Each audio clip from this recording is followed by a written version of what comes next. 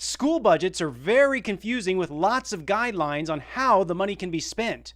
Learning how our district receives and spends money will go a long way toward helping you understand how your tax dollars help educate the students in our community.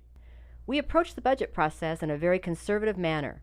We use strategies that enable us to keep effective programs in place for our students and teachers, as well as provide room for expansion of new and innovative programs.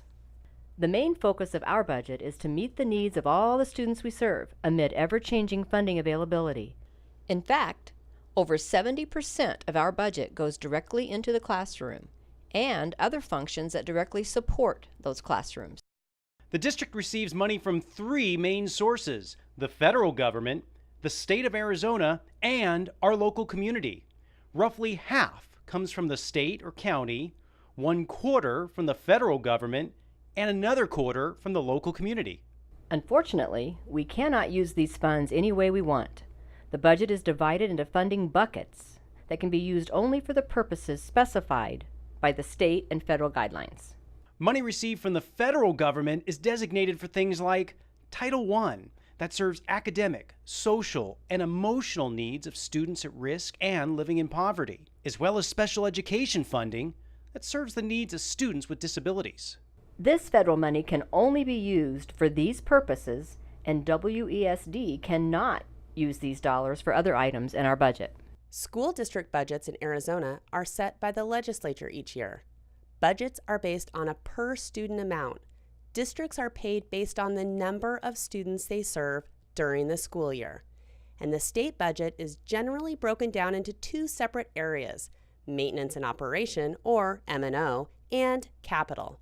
Washington School District receives and spends approximately 94% of our state funding in M&O and approximately 6% of our funding in capital.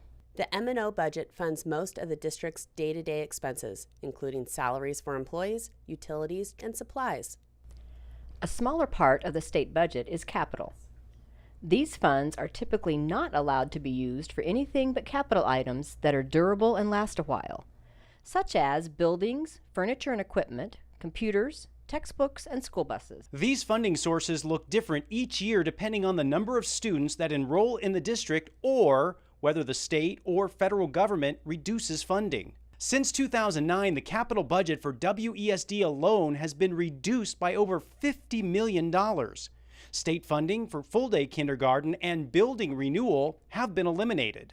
Currently, the capital budget is funded at roughly 15% of what districts are supposed to receive. Districts should receive about $450 a student, and we only receive about $70 per student.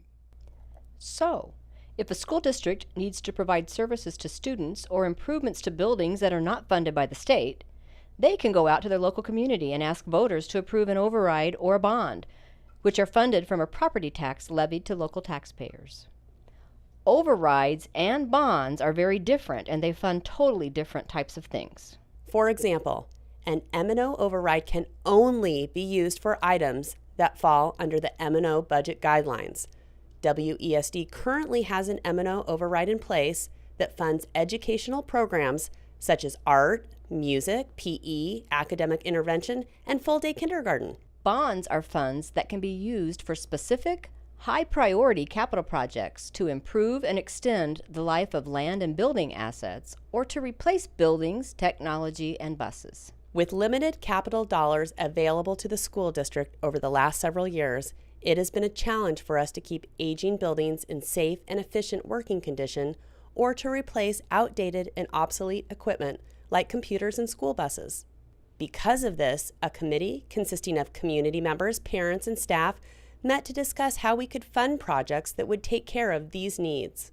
The types of projects that will be done if this bond is approved in November are related to safety and security, air conditioning, roofing and flooring, parking lots and walkways, new construction and renovation, student computers and classroom technology, and replacing buses that are beyond their useful life. The structure of the November bond plan is to avoid an increase in taxes. You've probably heard about Proposition 123 that was approved by voters in May 2016.